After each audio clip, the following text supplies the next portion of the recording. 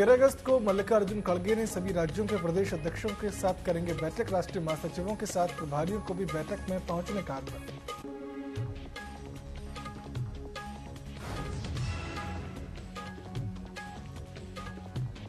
भाजपा ने मसूरी विधानसभा में निकाली विशाल तिरंगा यात्रा। कैबिनेट मंत्री गणेश जोशी और अन्य लोगों ने किया शुभारंभ। भाजपा प्रदेश अध्यक्ष महेंद्र भट्ट ने हर घर तिरंगा कार्यक्रम की सराहना।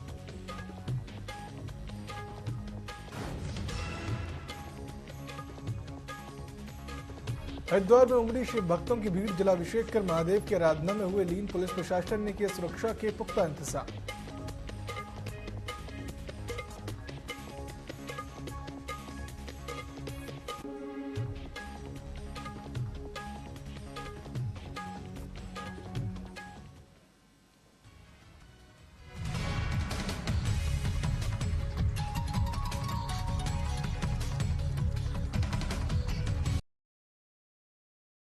नमस्कार, स्वागत है आप सभी का न्यूज अपडेट में। मैं हूं आपके साथ सिद्धांत त्रिपाठी। रुक करते हैं सीधा खबरों की ओर, जहां उत्तराखंड मंत्रिमंडल में मंत्रियों के रिक्त पदों को भरने के लिए भाजपा संगठन की ओर से कवायद की जा रही है, जिसे लेकर मुख्यमंत्री पुष्कर सिंह धामी ने कहा कि भारतीय जनता पार्टी में सब कुछ संगठन स्तर से होता है, इसकी प्रक्रिया चल रही है। बता दें कि मुख्यमंत्री धामी सरकार के गठन के वक्त मंत्रियों के 3 पद रिक्त थे। उसके बाद एक कैबिनेट मंत्री के निधन के बाद एक और पद रिक्त हो गया। वहीं मंत्रिमंडल में जगह पाने को लेकर भाजपा के तमाम विधायक अपने स्तर से जोर आजमाइश में जुटे हुए हैं।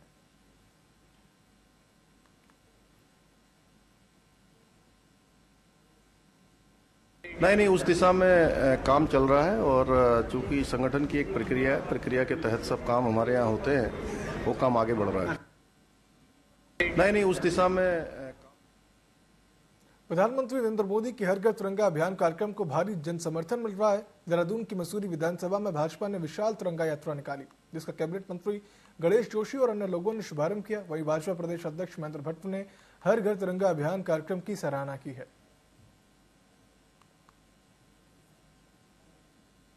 तिरंगा यात्रा या अभियान के रूप में आज पूरे देश में मनाई जा रही है।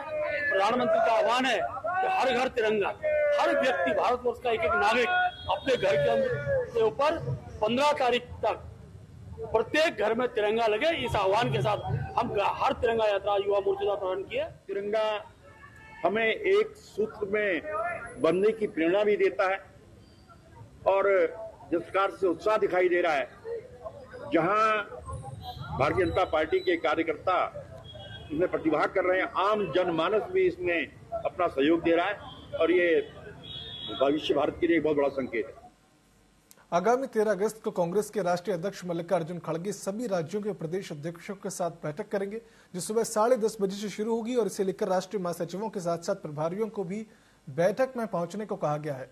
वहीं कांग्रेसी नेताओं का कहना है कि कांग्रेस आने की रणनीति बनाने के लिए बैठक कर रही है। कांग्रेस प्रवक्ता शिषपाल सिंह बिष्ट का कहना है कि प्रदेश प्रभारी कुमारी शैलजा ने सारी सीनियर लीडरशिप को 8 तारीख को दिल्ली बुलाया था, जिसमें उन्होंने आगामी रणनीतियों के बारे में बात की। नहीं, देखिए, आदरणीय प्रदेश प्रभारी कुमारी शैलजा जी ने सारी सीनियर लीडरशिप को 8 तारीख को दिल्ली बुलाया था और केदारनाथ विधानसभा उपचुनाव आने वाले हैं, पंचायतों के चुनाव हैं, निकायों के चुनाव हैं, इनमें कैसे पार्टी जीत का परचम लहराए, कैसे भाजपा की जन विरोधी नीतियों को आम जनमानस तक पहुंचाए, इस पर गहन चिंतन मंथन हुआ और जो भी सुझाव वरिष्ठ नेताओं के आए हैं, निश्चित तौर पर उन पर भी आगे काम होगा। और उसी बैठक में तय हुआ कि प्रदेश के सभी विधायकों से भी बात की जाए। तो आज सभी विधायकों को भी आदरणीय प्रदेश प्रभारी जी ने बुलाया है, उनसे भी सुझाव लिए जा रहे हैं और चुनाव में जीत कैसे हासिल की जाए, कैसे भाजपा को पटकनी दी जाए, इस पे मंथन हो रहा है। और आवश्यकता पड़ेगी तो सभी प्रकोष्ठों के अध्यक्षों के साथ भी आदरणीय प्रदेश प्रभारी जी चिंतन मनन करेंगे। दिल्ली के उप मुख्यमंत्री मनीष सिसोदिया की जमानत पर काशीपुर के जिला अध्यक्ष ने कहा कि सच्चाई की जीत हुई है। उन्होंने कहा कि केंद्र सरकार हिंसा की राजनीति कर रही है। अरविंद केजरीवाल का बहुत जल्द ही जमानत हो जाएगी और दिल्ली में विधानसभा चुनाव में फिर से आम आदमी पार्टी की सरकार बनेगी। वहीं बांग्लादेश में हो रहे हिंदुओं के ऊपर अत्याचार को रोकने के लिए प्रधानमंत्री को ठोस कदम भी लेना चाहिए।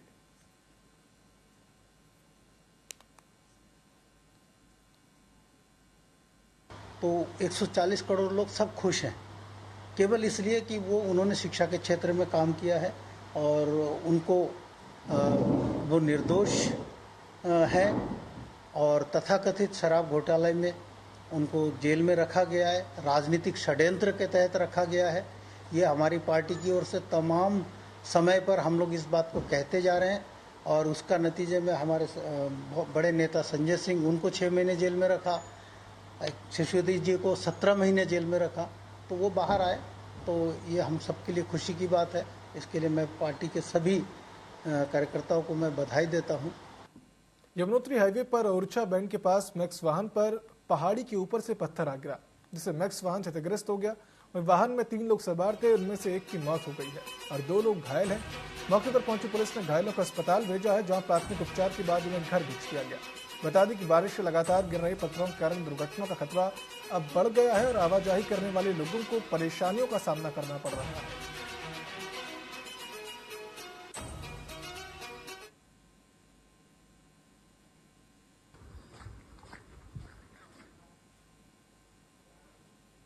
हरिद्वार में सावन के चौथे सोमवार पर शिव मंदिर में भक्तों की भीड़ लगी हुई है। शिव भक्त जलाभिषेक कर महादेव की आराधना में लीन है। भीड़ को देखते हुए पुलिस प्रशासन ने सुरक्षा के पुख्ता इंतजाम किए हैं। वहीं मंदिर समिति की ओर से भक्तों के लिए विशेष व्यवस्थाएं भी की गई हैं। हर की पौड़ी के साथ गंगा घाटों पर श्रद्धालुओं की भीड़ लगी हुई है। बारिश से गंगा का जलस्तर बढ़ने के कारण लोगों से अपील की गई है कि वे तेज बहाव वाले क्षेत्रों में स्नान करने से बचें।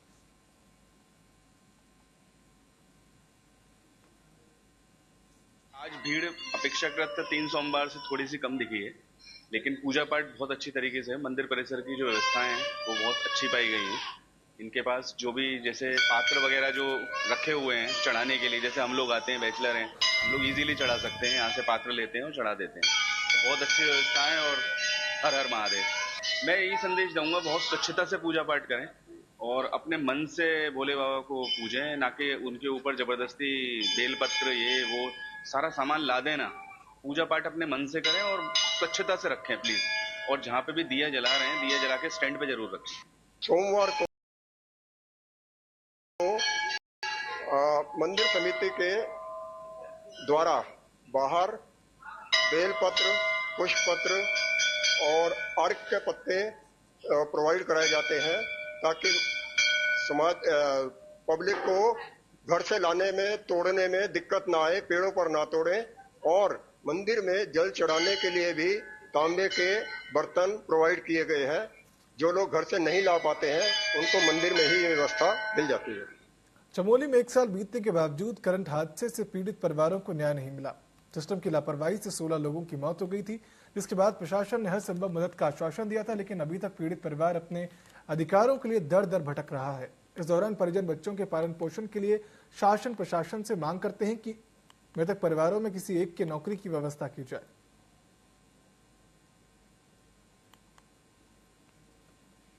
चमोली जो परियोजना नमामि गंगे परियोजना के उसमें जो करंट हादसे में हमारे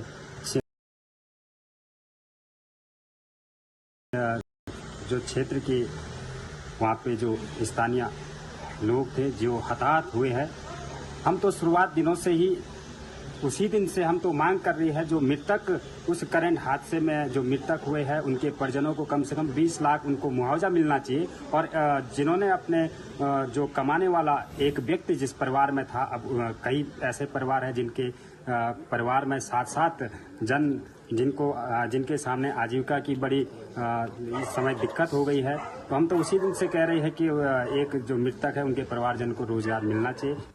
लोहाघाट की जीआईसी के पास सड़क के गहरे गड्ढों ने चलने वाले वाहन चालकों और राहगीरों की मुश्किलें बढ़ा दी हैं। सड़क पर कीचड़ भरे गड्ढों के कारण कई वाहन फंस रहे हैं और राहगीरों को भी परेशानियों का सामना करना पड़ रहा है। कांग्रेस प्रवक्ता शैलेंद्र राय ने इसे पीडब्ल्यूडी लोहाघाट की लापरवाही बताते हुए जल्द सुधार की मांग की है। उन्होंने प्रशासन से अविलंब कार्रवाई की अपील भी की है। रोड में बहुत यातायात रहता है और शहर के बहुत ही करीबी है। रोज सुबह जो घूमने के लिए उधर बच्चे जाते हैं वहाँ भी परेशानी है, और जो बड़े वाहन वहाँ पर आ रहे हैं एकदम फंस जा रहे हैं। न तो वो लोडेड गाड़ी वहाँ पर आने में परेशानी है। जैसे हमें अभी संज्ञान में आया कि वहाँ पे एक एम्बुलेंस फंस चुकी थी, और विभाग के द्वारा ऐसी कोई लापरवाही नहीं करनी चाहिए, क्योंकि एक कलमट कब का उधर उनका बन चुका है, तो उसको दूसरे कार्य के लिए पूरा करना चाहिए। और नहीं वहाँ पर कोई उन्होंने निर्देश दिया है कि यहाँ पे एक कलमट का निर्माण कार्य चल रहा है और बहुत भारी गड्ढा एक ओर के हो चुका है, वहाँ पर कोई भी दुर्घटना वहाँ पर घट सकती है।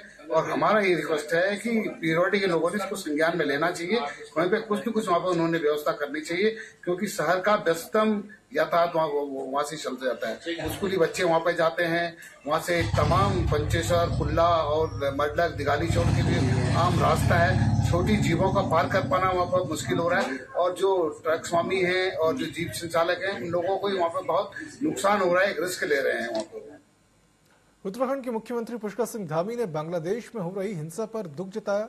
साथ ही विपक्ष के चुप्पी साधने पर हमला बोलते हुए उन्होंने कहा कि लगभग हर मुद्दे पर विपक्ष के नेता बयान जारी कर सरकार पर हमलावर होते हैं, लेकिन इस समय बांग्लादेश में जो स्थिति है उसको लेकर कोई बयान जारी नहीं कर रहे। मुख्यमंत्री ने कहा कि बांग्लादेश में हिंदुओं के साथ तमाम तरह का अत्याचार हो रहा है, उनके साथ अमानवीय घटनाएं भी की जा रही हैं, लेकिन विपक्ष इस पर चुप्पी साधे हुए है।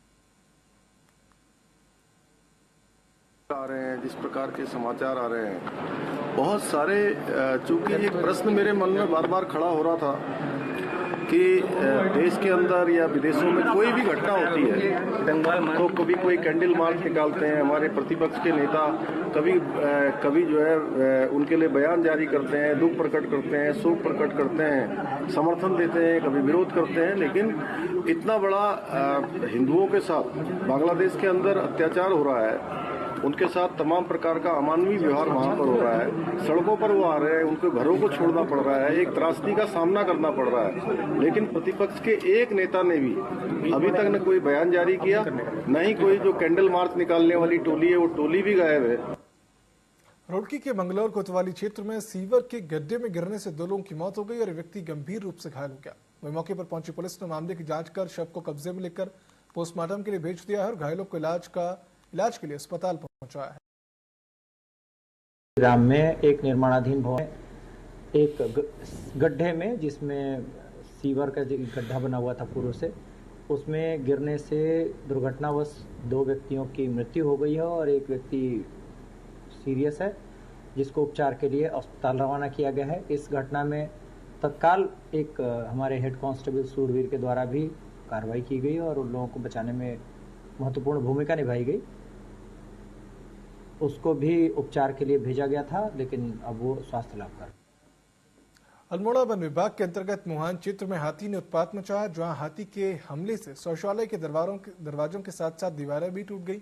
इस दौरान वन क्षेत्राधिकारी ने डीएफओ को स्वागत गेट के आसपास सोलर फेंसिंग को लेकर निर्देश दिए और उन्होंने कहा कि मोहान के आसपास हमारे सभी वन कर्मियों द्वारा गश्त की जा रही है।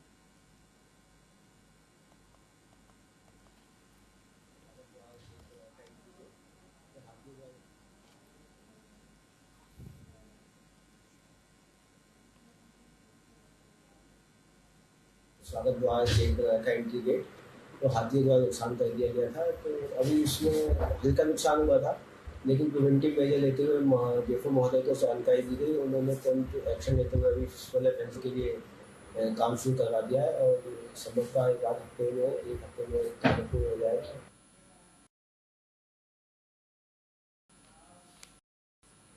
रुड़की पुलिस ने आर्मी एरिया के पास घूम रहे एक बांग्लादेशी नागरिक को गिरफ्तार किया है, जिसे लेकर बताया जा रहा है कि आरोपी अवैध रूप से भारत में रह रहा था और 3 महीने पहले बॉर्डर पार कर देश में घुसा था। इसे लेकर एसपी स्वप्न किशोर सिंह ने बताया कि बिग आर्मी एरिया के आसपास एक संदिग्ध व्यक्ति होने की सूचना मिली है, जिसकी भाषा बोली से वो भारतीय नहीं लगा। इस पर कार्रवाई करते हुए पुलिस ने उसे रोककर पूछताछ की और हिरासत में ले लिया है। आर्मी एरिया के पास एक संदिग्ध व्यक्ति के दिखने की सूचना मिली, जिस सूचना पर उसे हिरासत में लेकर उससे पूछताछ करने की कोशिश की गई तो वो केवल बांग्ला भाषा भाषी था और बांग्लादेश का होना बता रहा था।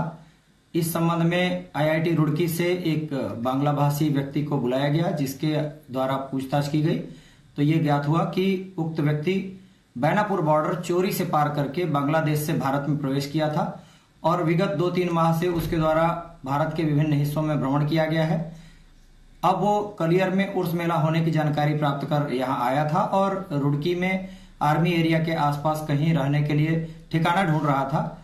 इस संबंध में जब उससे पासपोर्ट, आईडी और अन्य दस्तावेज तलब किए गए तो वो नहीं दिखा पाया।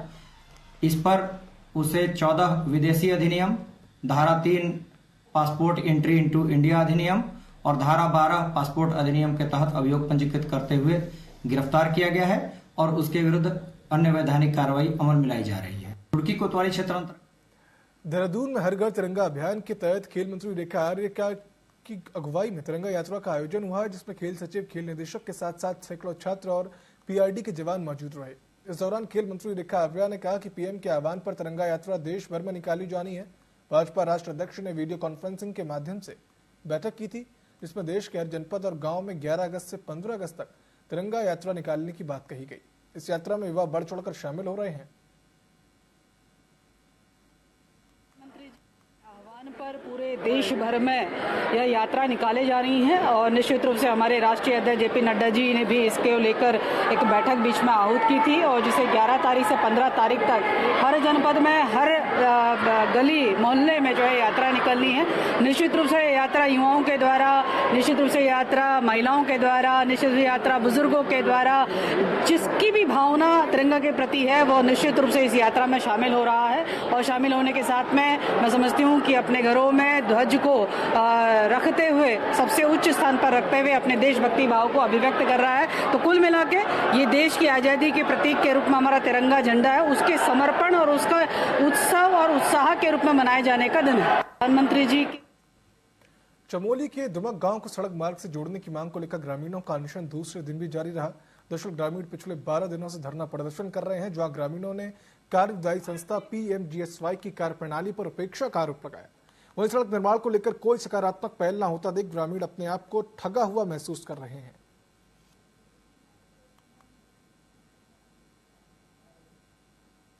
आज हमारे धरना प्रदर्शन के 12वां दिन चल रहा है और दूसरा दिन कार्मिक अनशन का है। ये आज दिनांक 12 को और हमारा कार्मिक अनशन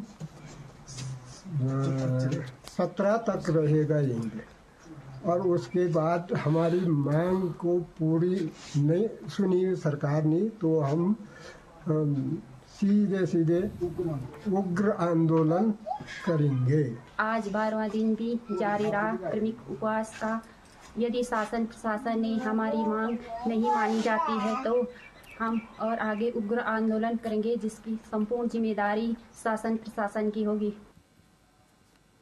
रुद्रपुर कोतवाली क्षेत्र के आदर्श कॉलोनी से किशोरी की लापता होने के मामले पर अभी तक कोई सुनवाई नहीं हुई है, जिससे परिवार वालों ने कलेक्ट्रेट के गेट पर धरने पर वह बैठ गए और बच्ची की बरामदगी की मांग की। वहीं परिवार वालों ने पुलिस पर लापरवाही का आरोप लगाते हुए पूरे मामले में सीबीआई जांच की मांग की है। साथ ही उन्होंने कहा कि आज 1 दिवसीय धरना कर डीएम को ज्ञापन दे दिया जाएगा।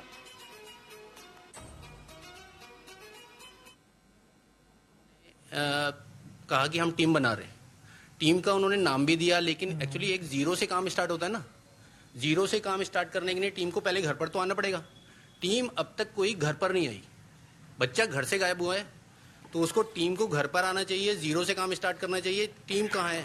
जब जीरो से काम स्टार्ट होगा, घर पर आएगी, वहां से काम स्टार्ट होगा, तभी तो काम आगे बढ़ेगा। लेकिन ऐसा कुछ नहीं हुआ, सिर्फ पेपर वर्क में टीम बनी है मेरे ख्याल से, और अब तक कोई काम नहीं हुआ है। हमेशा प्रशासन।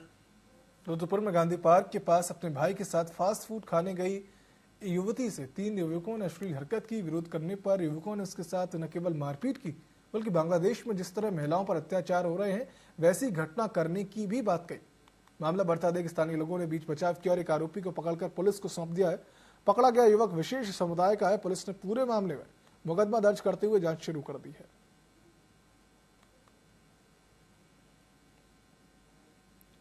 बेसिकली एक प्रकरण प्रकाश में आया था कल रात का, जिसमें सुसंगत धाराओं में अभियोग पंजीकृत कर लिया गया है और इसमें एक अभियुक्त की गिरफ्तारी भी की गई है, को माननीय न्यायालय के समक्ष प्रस्तुत किया जा रहा है। इसमें 2 अभियुक्तों के और नाम आए हैं प्रकाश में, जिनकी तलाश की जा रही है और जो भी इन्वेस्टिगेशन में फैक्ट्स आते हैं उसके हिसाब से इसमें अग्रिम कार्रवाई की जाएगी। ये बेसिकली एक देहरादून में हर सोमवार को जिलाधिकारी जनता की शिकायतें सुनी जाती हैं, वहीं तत्काल कार्रवाई के लिए अधिकारियों को दिशा निर्देश भी दिए जाते हैं। उन्होंने कहा कि जनता दरबार में लगभग 100 के करीब शिकायत आई है और ज्यादातर शिकायतें आपसी झगड़ों, जमीन विवाद और बरसात से संबंधित है, जिनके निस्तारण के लिए अधिकारियों को निर्देश दे दिए गए हैं।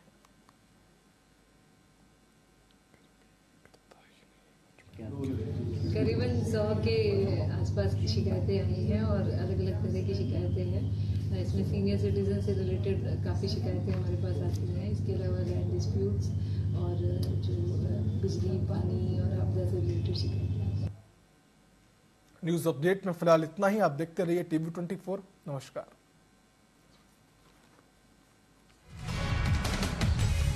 तेज तूफान है, महीनों से लोग उतरे कहां सफीनों से।